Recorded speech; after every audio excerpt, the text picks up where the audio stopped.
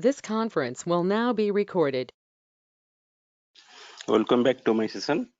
As we have already discussed about trigger and trigger context variables, let's do some hands-on. So we'll do some basic example of triggers, very basic examples to understand the concepts and to understand the context variable what we have. Let's write our first trigger, very basic trigger we're going to write. Let's consider a scenario where I'm going to write a trigger on my contact object. Okay, so my question is, my trigger scenario is that I want to populate contact description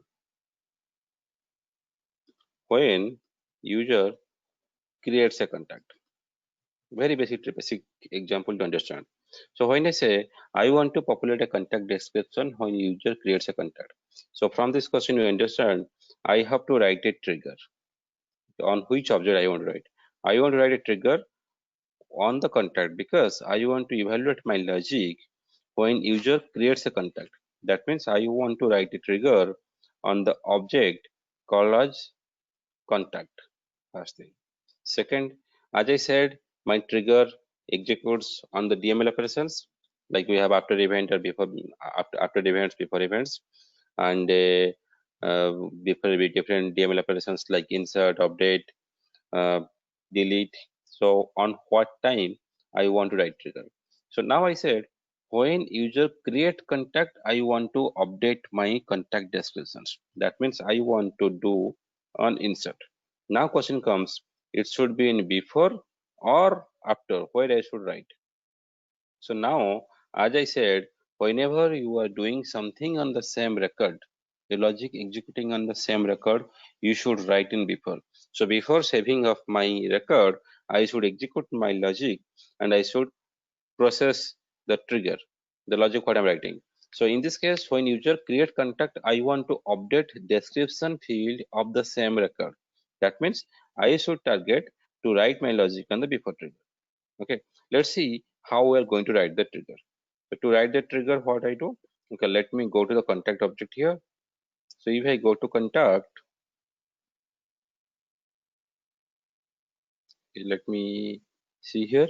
In the contact, if you see, there is a trigger here.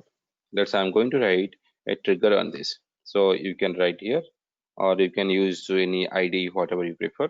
Let's say I'm writing here right now. I click on the new trigger. So as for the trigger syntax, it's going to be trigger, then trigger name. So always remember, you should, as a best practice, you should have one trigger per object. You should not write multiple trigger for the same object. So trigger, contact trigger, the name I have given on contact object and what event you want to execute. Let's say I want to execute on the event called before insert. That's my logic I'm going to write.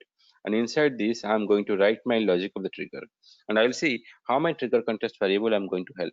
So as a trigger context variable, I have already explained, I have something like trigger dot new.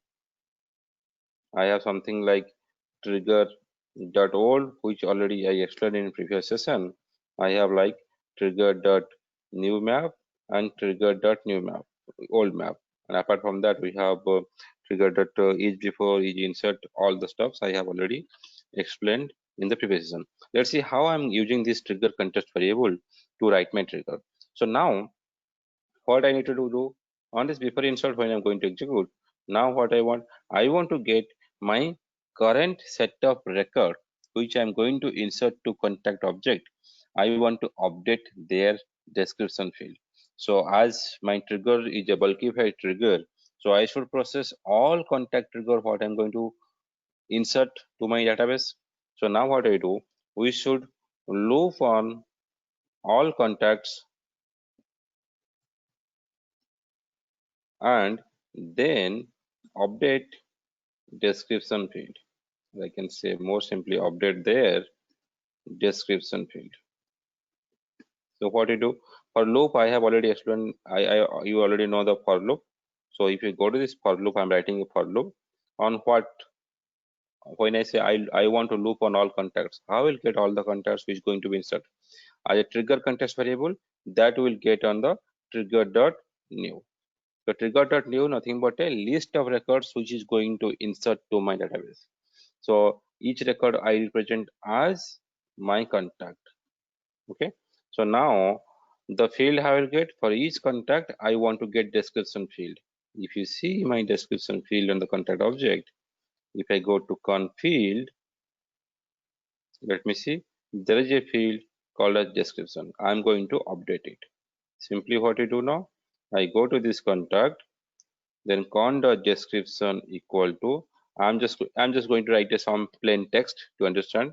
Okay, I'll say okay, let's contact created successfully and description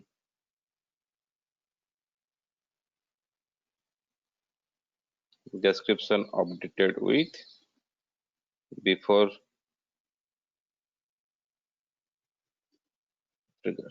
Okay, so that I did. So see, I'm updating this field. So trigger, as I said, whenever you do something in before insert and same record, so these DML operations, we do not want to have an update DML statement, because my trigger, this trigger.new is going to be updated by the system. So I'm just pre-populating or updating some field value before saving this record in my database. So we no need to explicitly write any DML statements. The trigger.new will take care itself by the system. So my record will automatically, I have missed one semicolon, let me give it. My record will be automatically updated with the description field. To check it, let me go to a contact record. So my trigger working or not. If I go to a contact record right now, I'm going to create it. Let's say click on new. So now let's see, I gave first name as Devasis, last name is Jenna. Okay, so I don't fill any description, fill anything, just click on the save. Okay, there is one more validation we have. Let me remove that.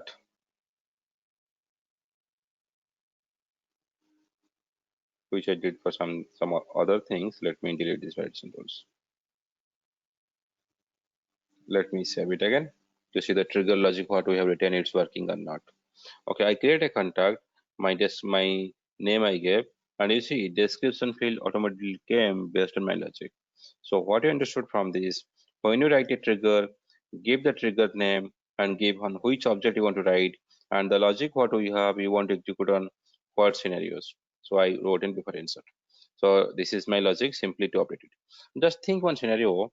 So like this, I may write a trigger which is going to have so many pieces of codes.